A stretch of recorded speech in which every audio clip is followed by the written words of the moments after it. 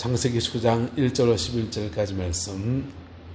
저녁 때에 그 두 천사가 소돔에 이르니 마침 롯이 소돔 성문에 앉아 있다가 그들을 보고 일어나 영접하고 땅에 엎드려 절하며 이르되 내 주여 돌이켜 종의 집으로 들어와 발을 씻고 주무시고 일찍 일어나 갈 길을 가소서. 그들이 이르되 아니라 우리가 거리에서 밤을 새우리라. 롯이 간청하매 그제서야 돌이켜 그 집으로 들어오는지라. 롯이 그들을 위하여 식탁을 베풀고 무교병을 구우니 그들이 먹으니라. 그들이 눕기 전에 그 성 사람 곧 소돔 백성들이 노소를 막론하고 원근에서 다 모여 그 집을 애워싸고 롯을 부르고 그에게 이르되 오늘 밤에 내게 온 사람들이 어디 있느냐 이끌어내라. 우리가 그들을 상관하리라. 롯이 문 밖의 무리에게로 나가서 뒤로 문을 닫고 이르되 청하노니 내 형제들아 이런 악을 행하지 말라. 내게 남자를 가까이 하지 아니한 두 딸이 있으니 청하건대 내가 그들을 너희에게로 이끌어내리니 너희 눈에 좋을 대로 그들에게 행하고 이 사람들은 내 집에 들어왔은즉 이 사람들에게는 아무 일도 저지르지 말라. 그들이 이르되 너는 물러나라. 또 이르되 이자가 들어와서 거루하면서 우리의 법관이 되려 하는도다. 이제 우리가 그들보다 너를 더 헤아리라 하고 롯은 밀치며 가까이 가서 그 문을 부수려고 하는지라. 그 사람들이 손을 내밀어 롯을 집으로 이끌어들이고 문을 닫고 문 밖에 무리를 대소를 막론하고 그 눈을 어둡게 하니 그들이 문을 찾느라고 헤매었더라. 아멘. 시대가 악해져 가면 인간의 그 죄성이라고 하는 것들이 걷잡을 수 없이 이렇게 발현하게 됩니다. 그리고 극단적이 되면 될수록 더 강해지게 되지요. 그런데 이게 너무너무 없고 가난하고 그래도 사람들이 극단적이 되어집니다. 너무너무 3일 굶으면 담을 안 넘어갈 사람이 없다. 옛날에 그런 말 있지 않습니까? 한 3, 4일씩 굶고 나면 남이 담을 넘어가서라도 내 배를 채워야 되고 자식을 굶기지 말아야 되겠다는 뭐 그런 것 때문에 도둑질, 좀도둑이 그래 많다는 겁니다. 경험 있습니까? 집에 좀도둑 들어본 경험 있습니까? 어렸을 때인데 울진 살 때였습니다. 아버지 어머니가 겨울철에 이렇게 어디 외출을 가셨어요.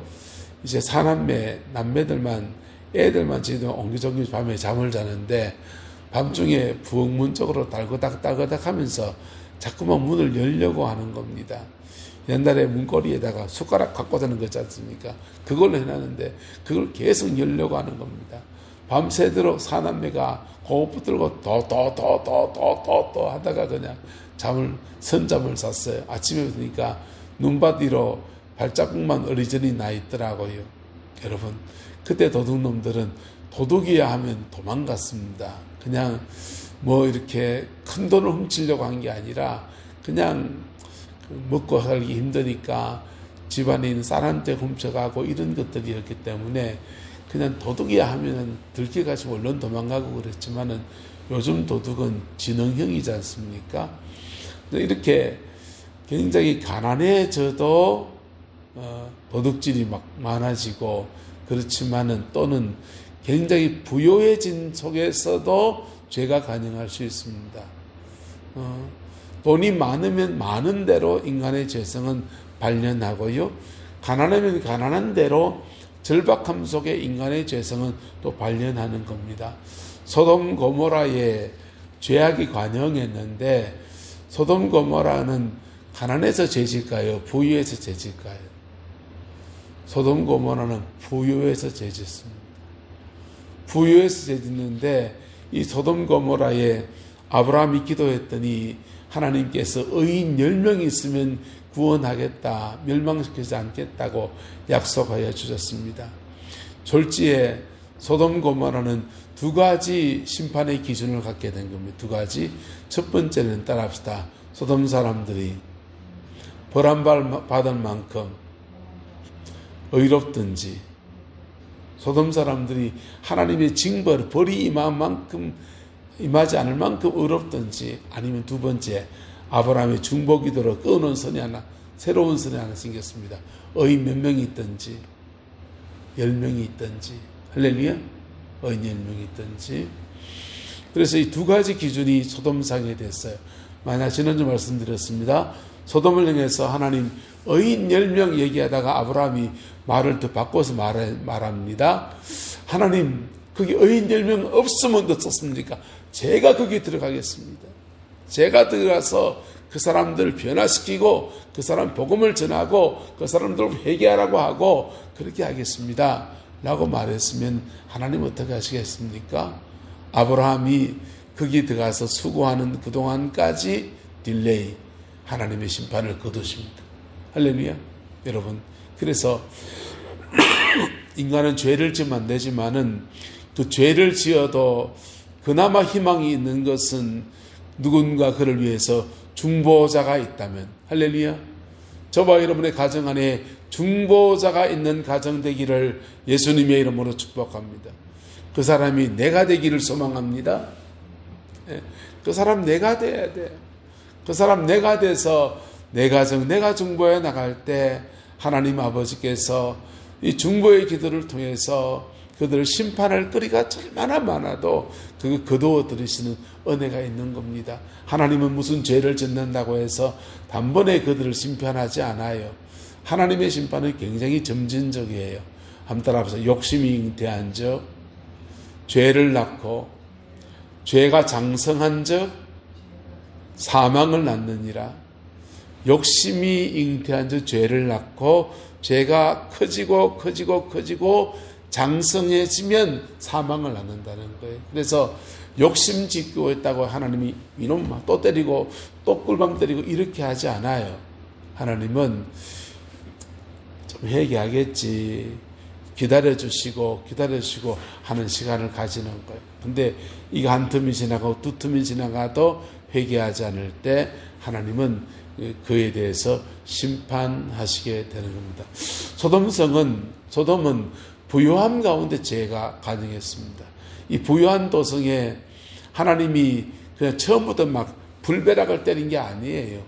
그돌라오면 연합군이 와서 그들을 싹 사로잡혀 갔을 때 누구를 통해 구원받았습니까? 아브라함이 가신 318명을 데리고 가서 건져내주는 구출의 은혜를 경험했어요. 그래서 하나님이 단번에 심판하지 않고 먼저 그들이 한번 죽을 뻔한 위기를 지나가는 여정을 지나갔습니다. 그런 여정을 지나갈 때라도 깨달아야 돼요. 할렐루야. 그랬으면 호미로 막을 거를 뭘로도 못 막는다? 가래로 못 막는 일을 그냥 그러지 않을 텐데, 호미로 막아야 할 때 호미로 단디 막아야 될 거를 못 막으니까 그만 가래도 못 막는 역사가 나타나게 된 겁니다. 소돔 고모라가 그렇습니다.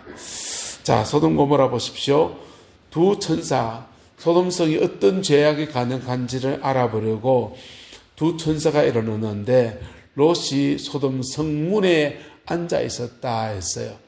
그 당시에 성문이라고 하는 것은 사람들이 모이는 광장입니다. 그래서 광장문에 앉은 사람은 그 성의 재판관이에요.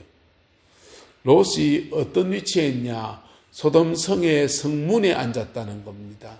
롯이 왜 그런 재판관의 소돔 성에, 자기 고향도 아니에요. 타지 사람인데 외지인인데 소돔 성의 성문에 앉아서 재판관이 되었는가? 그래서 아마도 롯이 가지고 있는 나름 높은 도덕성, 또 하나는 아브라함을 통해서 소돔 사람들이 그들이 구출을 받았잖아요. 그래서 아브라함의 조카 롯을 극진히 나름 높여 존대한 것이 소돔 성문의 자리에 앉아서 재판장의 자리에 앉아서 그런 사회적 권리를 이렇게 높여준, 권위를 높여준 그런 사람이었다는 것입니다. 그런 사람이 되었는데 그가 재판을 바르게 하려는지 모르겠는데 소돔성을 하나도 변화시키지 못하는 그런 상황에 처해 있었고, 오히려 소돔성과 함께 멸망당할 처지에 처해 있었다는 겁니다. 소돔성은 어떤 죄가 있습니까? 노소를 막론하고 원근에서 다 모여 그 집을 애워싸고 롯을 부르고 이르되 오늘 밤에 내게 온 사람들이 어디 있느냐 이끌어내라. 우리가 그들을 뭐하리라? 상관하리라 그랬어요.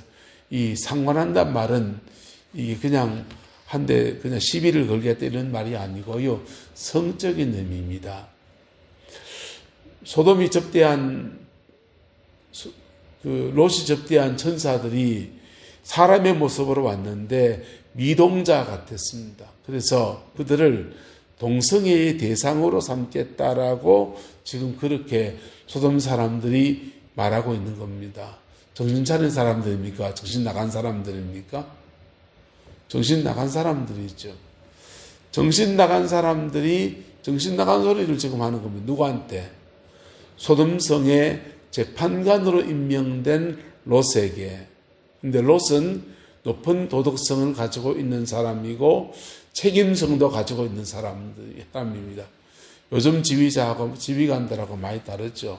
책임감도 없이 그냥 안 되면 말고 이런 사람도 있더만요. 근데 이 롯은 자기가 손님으로 접대하는 사람에 대해서 보호하려고 하는 그런 책임감을 가지고 있는 롯이고, 재판관으로서 어려운 재판을 하려고 하는 롯에 대해서 롯에게 들어온 사람을 그냥 상관하겠다고 지금 달려들고 있는 것입니다. 욕망의 덩어리가 돼서 왜곡된 욕망으로서 분출해 나가는 그들의 죄성의 모습이에요.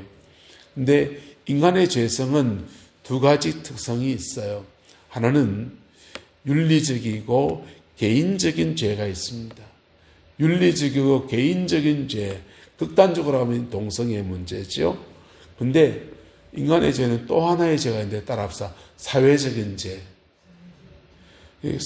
개인적인 죄는 내가 내 혼자 죄 짓는 것으로 그 많아요. 근데 사회적인 죄는요, 사회적인 죄는 어떤 집단적으로 죄를 짓는 것 또는 공동체적으로 죄를 짓는 이런 것들입니다. 기독교 윤리는 개인적으로 죄를 짓는 것도 죄라고 말해요. 근데 기독교 윤리는 사회적인 죄도 죄라고 말합니다. 사회적인 죄는 주로 어떨 때 일어나느냐? 가진 자와 못 가진 자 사이에 일어납니다. 권력을 가진 자와 권력을 못 가진 자 사이에 일어납니다. 가진 자와 못 가진 자 사이에 죄의 문제가 일어날 때 가진 자는 못 가진 자를 급박합니다. 권력을 가지고 있는 사람은 권력을 가지지 못한 사람을 권력으로 찍어 누릅니다. 권력을 가진 사람이 이걸 찍어 누를 때 일어나는 폭력을 따라서 권력폭력. 권력폭력이라고 해요. 권력폭력에 당하는 민중들은 가만히 있습니까? 밑으로 치고 올라옵니다. 요거를 저항폭력이라고 해요. 무슨 폭력이요? 저항폭력. 권력폭력과 저항폭력이 꽝 부딪히면 이게 혁명이 되기도 하고 난리가 나기도 하는 겁니다. 동학혁명 이런 거는 저항폭력. 아래서부터 치고 올라오는 거예요. 근데 권력폭력은요. 권력폭력은 군부 독재 시대에 너무 많이 겪었습니다. 우리가. 고종 황제가 그 권력을 가지고 동학군들을 토벌하려고 하는데 안동김씨 세도가에서 사병을 내주지 않았어요.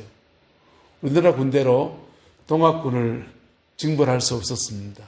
그래서 중국 군대를 좀 와서 도와달라고 했는데 중국 군대가 들어오니까 일본 군대가 들어왔습니다.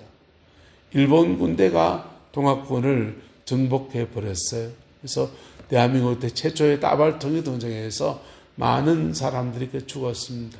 예, 권력 폭력이에요. 권력을 가진 사람이 폭력을 행하는 것과 권력 폭력에 저항하다가 일어나는 폭력, 이것이 맞부딪힐 때 그때 시대가 완전히 아수라장이 되는 겁니다. 자, 그런데 이런 것들은 사회적인 죄거든요. 무슨 죄라고요? 사회적인 죄. 기독교는 두 개로 나눠집니다. 진보, 기독교 안에도 진보가 있어요. 진보, 교단으로 말하면 기독교 장로회 같은 교단들이 진보 교단이에요.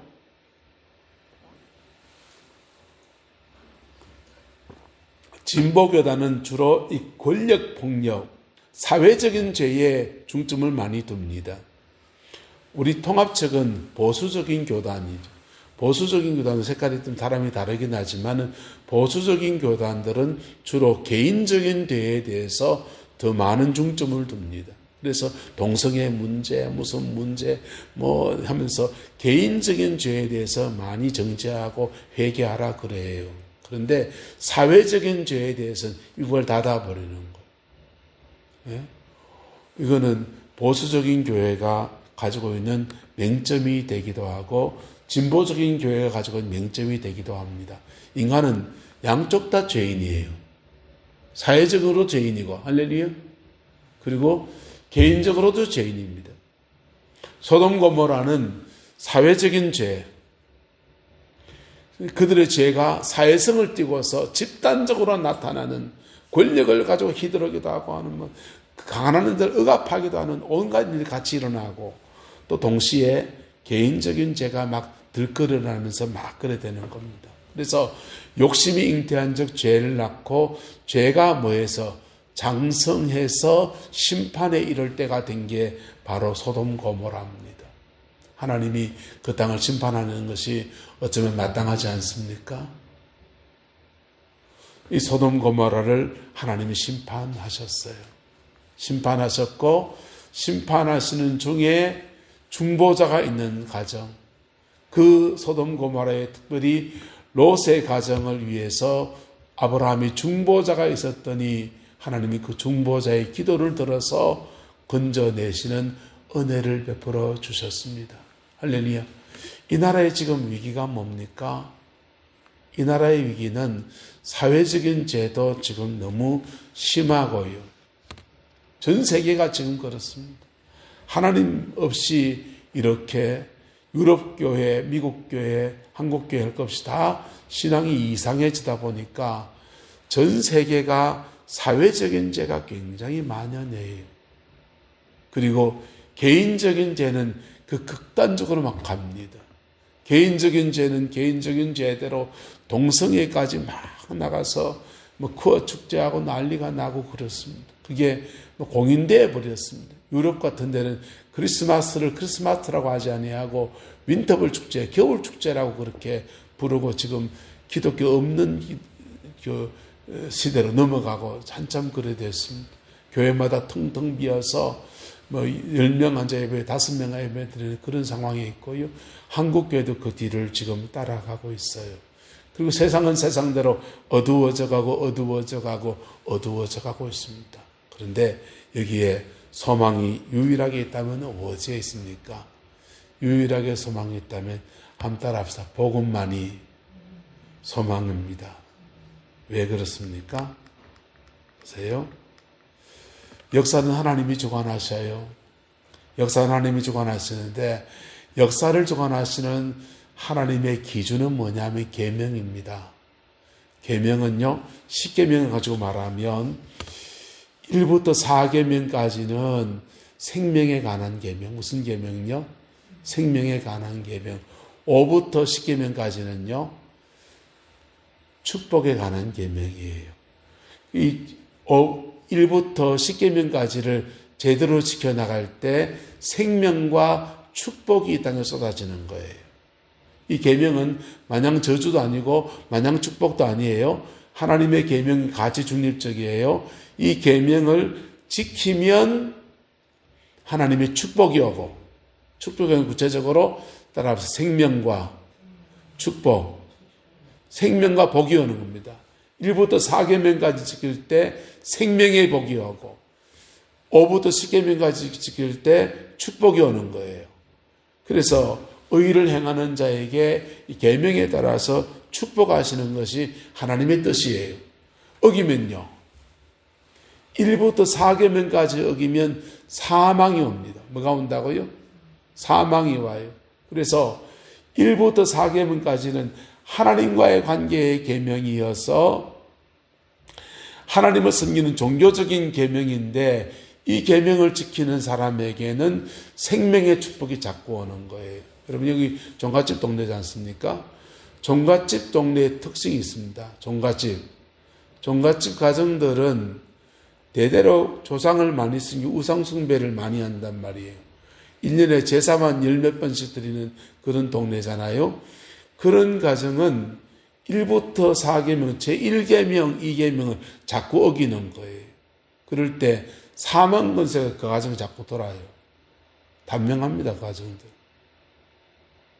조상 숭배나 절에 가서 많이 하는 사람이나 이런 사람들은, 우상 숭배를 많이 하는 사람들은 예수를 안 믿어도 이 계명은 계명이거든요. 이게 독이에요. 내가 독을 모르고 마셔도 독입니까? 독 아닙니까? 모르고 마셔도 독이에요. 알고 마셔도 독이고.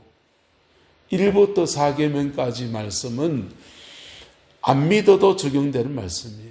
그래서 1부터 4계명까지에 주는 생명의 축복이 자꾸 끊어지는 거예요. 자꾸 끊어지니까 양자를 들어서 자꾸만 대를 이어놨는데 또 우상 숭배를 계속하니까 계속 단명해 나가는데, 이상하게 끊어질만 하면 사촌 붙여서 그렇게 대를 이어온 게 종갓집들의 특색이에요. 하나님의 계명은 살아있습니다. 할렐루야. 근데 5부터 10계명까지는요. 5부터 10계명까지는 생명에 관한 계명이 아니에요. 축복에 관한 계명이지. 그리고 이웃 사랑을 잘하는 사람에게는 하나님의 복이 오는 겁니다. 요거는 안 믿어도 잘하는 사람이 많습니까? 적습니까? 안 믿어도 잘하는 사람 많습니다. 특히 여기 최신문정은 대한민국 전체에 소문난 최부자 동네잖지 않습니까? 영남대학교 짓고, 그리고 외정치하에 독립자금 내고, 사방 십리내에 굶는 자가 없게 하라, 이런 거, 이웃 사랑에 대한 계명을 잘한 그런 가문이기 때문에 5부터 10계명까지의 복은 와요. 근데 1부터 4계명까지의 생명의 축복은 자꾸 끊어지는 거예요. 근데 역사를 주관하신 하나님은 그래서 정확하게 심판하셔서 어떤 거는 생명은 안 오는데 복은 자꾸 올 수 있다 없다 있죠. 그게 하나님의 법이에요. 그런데 이걸 새롭게 완성시키는 은혜는 어디에 있습니까? 복음입니다. 할렐루야. 복음은 우리가 지은 죄를 용서해서 씻어버립니다. 용서해 씻어버립니다. 그래서 율법 안에서 지키지 못해서, 몰라서 못 지켰든지 알고도 약해서 못 지켰든지, 그것을 십자가 보혈의 그 피로 말미암아 정결케 하셔서 저주는 지워지고 복이 되게 하시는 겁니다. 사망은 지워지고 생명이 되게 하시는 겁니다. 할렐루야. 이 은혜와 축복이 우리와 함께하고 있습니다. 이것을 그냥 하나님이 립서비스만 한 게 아니라 이것을 이루시려고 아들 예수님을 이 땅에 보내주셔서 몸부려 피 흘려 9시간 동안 처절한 고통을 받으시고, 그리고 이것을 복음을 완성하셨어요. 그리고 이것을 우리에게 선물로 주셨습니다. 할렐루야. 그래서 내가 하나님의 축복을 받은 사람이면 너무 좋지만은, 의를 행해서 하나님의 축복을 받은 사람이면 너무 좋지만은, 그렇지 못하다 할지라도 피 묻은 십자가 앞에 정직하게 서면 모든 저주가 예수님 안에서 복이 되게 하십니다. 모든 사망의 권세가 딱 끊어져 버리고 하나님의 축복이 되게 하십니다. 이게 본인이 회개해야 됩니까? 너무 회개해야 됩니까? 본인이 해야지, 첫 번째. 그런데 못 깨닫고 못할 때, 그것이 내가 사랑하는 영혼일 때, 그때 중보자가 붙는 거예요. 누가 붙는 거라고요? 중보자. 그럴 때 그 영혼을 대신해서 하나님에 올려드리는 중보자가 붙는 겁니다. 중보자가 붙었을 때 그 사람이 회개하지 않았지만은 마치 하나님이 그 영혼을 예수님의 보혈로 이렇게 덮어주시는 은혜를 베풀어 주시는 거예요. 누구 때문에? 중보자의 기도 때문에. 할렐루야. 소돔 고모라에 이 은혜를 입은 사람이 바로 롯의 가정이었습니다. 소돔 고모라에 그나마 이 은혜 아래 들어올 수 있는 사람이 바로 그 사람들이었습니다. 우리 시대 대한민국 또한 만만치 않습니다. 오늘 우리는 굉장한 위기의 시간을 지나가요. 참 어쩌면 참 감사한지도 몰라요. 국회 계엄 선포하고 그랬는데 신입 쿠데타가 전 세계에 여러 건 일어났는데 실패한 사례가 한 번도 없다잖아요. 근데 우리나라는 유일하게 실패했어요. 그거 성공했으면 어떻게 됐겠습니까? 우리 정말 앞길을 깜깜하지 않았겠습니까? 그런데요, 이상하게도 쿠데타가 실패했습니다. 그리고 국회가 정상적으로 계엄을 해제하고 지금 법률적 순서를 따라서 이렇게 저렇게 흘러가고 있는데요. 하나님께서 그걸 막아서 주신 것 같아요. 할렐루야. 그리고 근데 우리가 깨달아야 할 게 있습니다. 이것을 통해서 우리가 전화위복으로 삼아야 돼요. 누구 한 사람의 죄뿐 아니라 내 안에 있는 죄를 봐야 됩니다. 연말을 지내고 하면서 저도 뉴스 보면서 비분 관계도 많이 하고 욕도 참 많이 한 것 같아요. 그런데요, 감기 걸려서 골골하면서 막 내가 뭘 회개해야 되나 찾고 찾다가 이런 것도 회개하고 저런 것도 회개하고 하다 보면서 그런 하나님 앞 이런 마음도 들었습니다. 내 안에 나라를 사랑하는 마음보다 이 일에 대한 사람들에 대한 분노하는 마음이 너무도 많구나라는 그런 마음들을 제가 많이 봤습니다. 어쨌든 우리는 개인적인 죄도 있고 사회적인 죄도 짓는 존재예요. 할렐루야. 이 모든 것에 피 묻은 십자가의 은혜가 필요하고 피 묻은 십자가의 은총 속에서 시대를 새롭게 하시는 하나님의 역사가 이 땅에 정말로 필요한 것입니다. 그 복과 은혜가 우리 교회 안에 저와 여러분들 안에 함께하게 되기를 예수 이름으로 축복하고 이 나라 가운데 함께하게 되기를 주님의 이름으로 축원합니다. 여러분의 가정 안에서도 죄가 있습니까? 중보자가 되시기를 축복합니다. 회개하는 사람 되기를 축복합니다. 의를 행했습니까? 행한 대로 갚으시는 은총의 역사를 허락해 주실 겁니다. 그 복과 은혜가 이 안에 풍성히 누리게 되는 은혜 있게 되기를 예수 이름으로 축원합니다. 기도하겠습니다. 좋으신 아버지 하나님, 주님의 은혜와 사랑을 감사합니다. 겨울철에 감기로 고통 중에 있는 주의 백성들이 많이 있고 나라 안팎도 복잡한 중에 하나님 앞에 기도를 올려드립니다.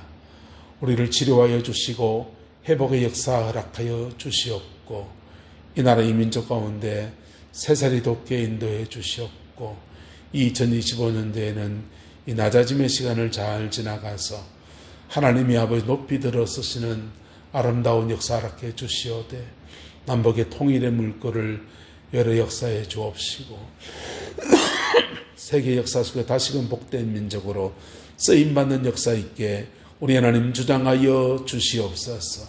여호와께서 온전한 은혜와 사랑으로 함께해 주시기 원합니다. 예수님의 이름으로 축복하며 기도드리옵나이다. 아멘.